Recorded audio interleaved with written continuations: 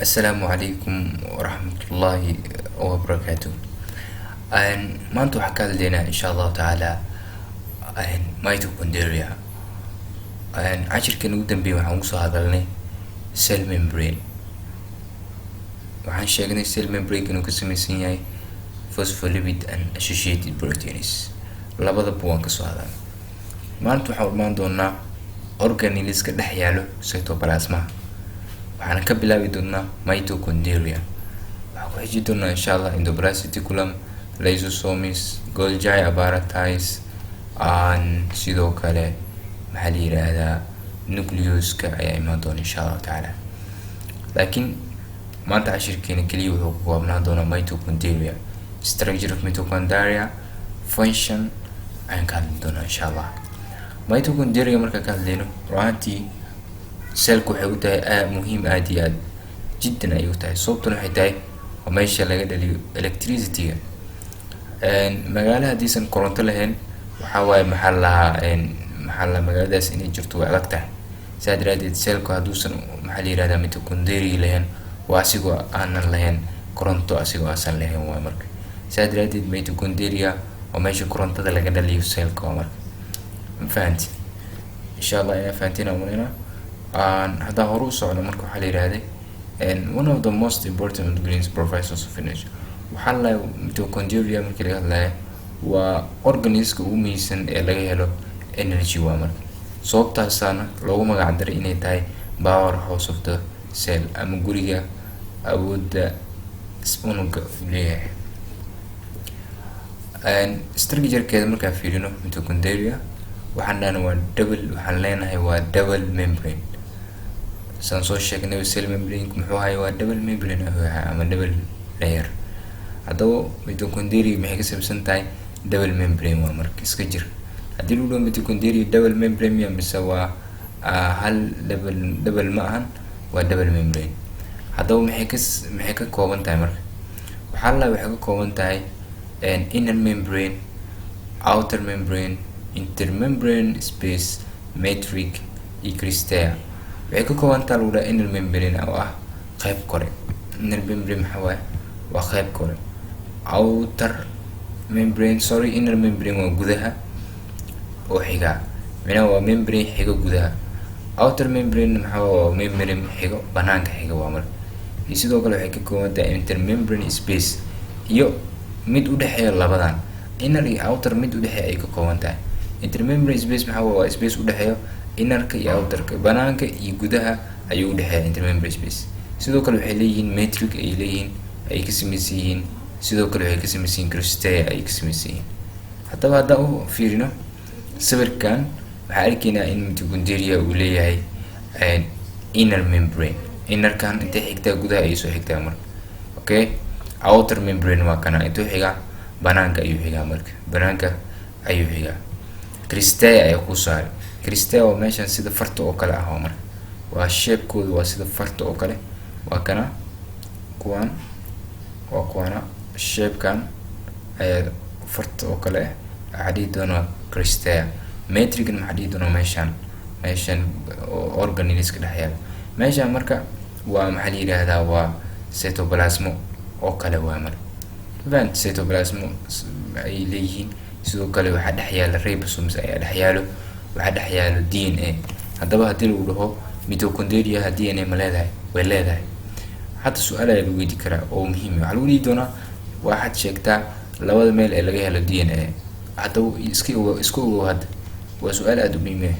labada meel ee laga helo DNA waa nucleuska iyo mitochondria. haddii lagu dhaho jirkeena ma jiraan meelo oo DNA qaas ah leh laakiin mitochondria waxay leedahay DNA ayada u qaas ay leedahay. waa DNA meel kale ma galo. ribosome-keeda ayada u qaas yahay, waxaan ayadaa leh, dad kale lama wadaagto. laakiin maxaa waaye nucleuska DNA ku jira maxaa waaye waa sharing soo ma. laakiin ribosomeska maxaa la yirahdaa mitochondria laga noqonaya oo mitochondria ayaa iska leh, laakiin sharing maaha ayada. waa inaa ogaataa marka taas. waxay leeyihiin ribosomes ay leeyihiin u qaas ah. intayna ku jiraan matrix-kan ayay ku jiraan. hadaba sawirkan hada umaan waxaan dhahnay mitochondria shapekeeda marka ka hadlayno waxay ka samaysan tahay qayb inner ah oo gudaha xigto. inner membrane maxaa waa gudaha ayuu xigaa waa kana.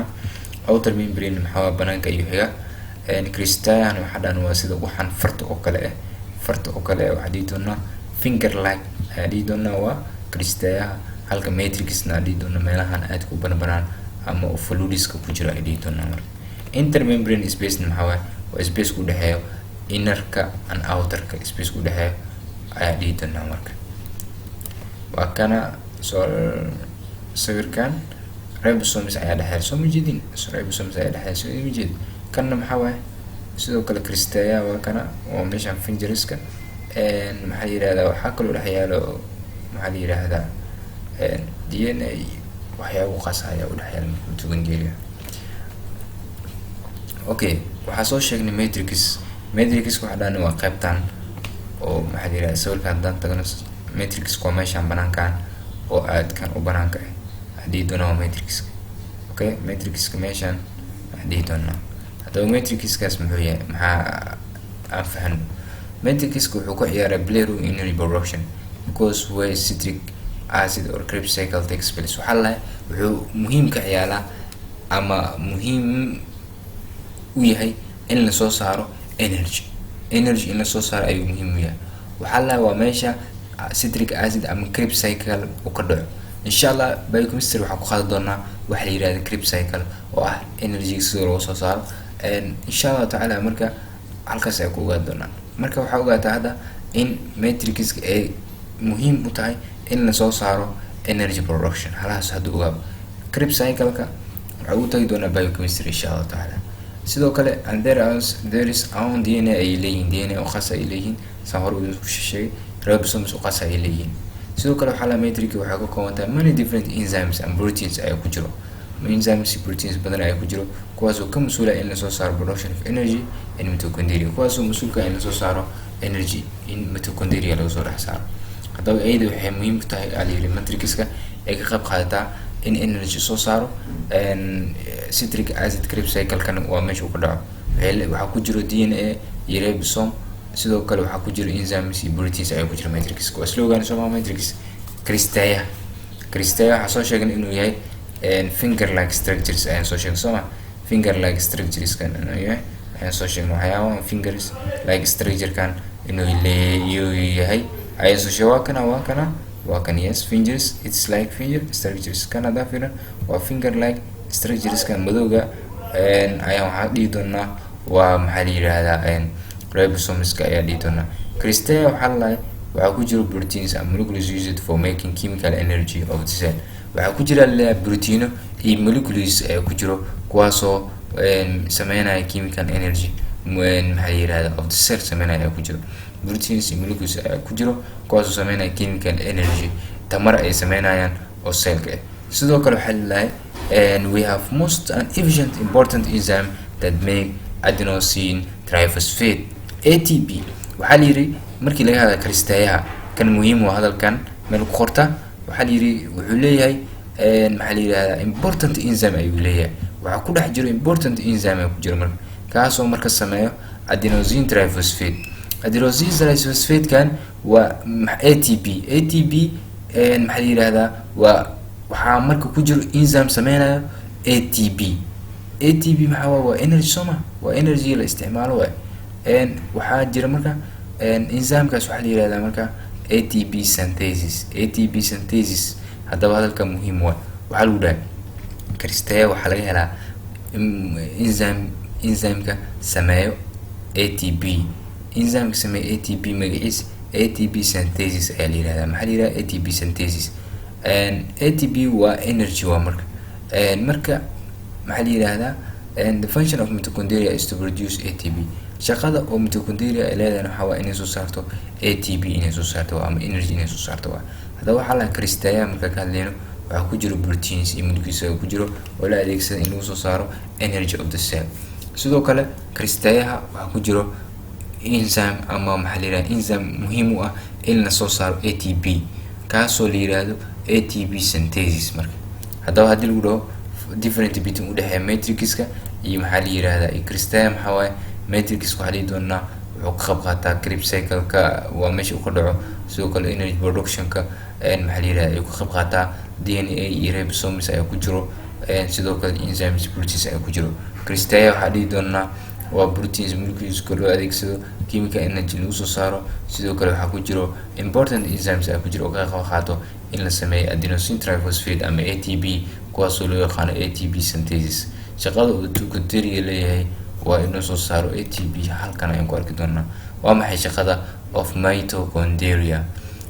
shaqada mitochondria waxaa la yidhi waxaa waaye in la soo saaro energy, production of energy, tamar in la soo saaro. tamar inuu soo saaro waa shaqadiisa koowaad. sidoo kale wuxuu sameeyaa synthesis of ATP in la sameeyo. whatever energy is needed for cellular activity, ATP molecules are broken down. waxaa la yidhahdaa markii energy loo baahdo, jirka energy markuu baahdo, tamar markuu baahdo, waxaa la isticmaali doonaa ama la burburi doonaa ATP. markii la burburiyo waxaa la isticmaali doonaa energy ayaa la heli doonaa marka. sidoo kale shaqada saddexaad uu qabto waxaa waaye mitochondria apoptosis. waxaa la lahaa seelka asiga inuu isdilo micnaha. seelka asiga inuu isdilo maxaa waa micnihiisa apoptosis ayaa la yidhahdaa.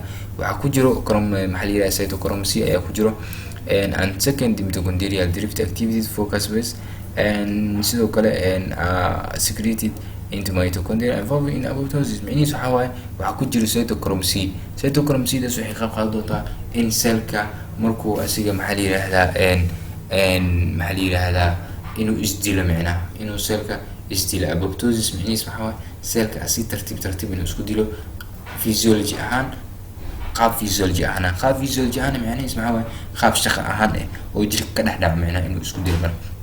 marka waa maxay shaqada uu qabto mitochondria? 3 shaqo oo muhiimsan. wuxuu soo saaraa energy, wuxuu sameeyaa ATP, wuxuu sameeyaa apoptosis oo ah seelka inuu isdilo. sababtuna waxaa ku jira cytochrome C kaas oo qayb qaadanaya in seelka uu sameeyo apoptosis. insha Allah apoptosis asoo faahfaahsan waxaan ku arki doonaa pathology-ga asiga iyo necrosis, laakiin hadda waa physiology ahaan. asoo pathology ahaan iyo asoo physio ahaan waa arki doonaa labada insha Allah, sharxi doonaa. halaas ayaa ku arki doonaa cashirkeena. oo mahadsantihiin. fadlan hadaa ka heshay cashirkan waxaan kaa codsan lahayn in aad noo share gareyso, in aad subscribe-ka ka iloobin.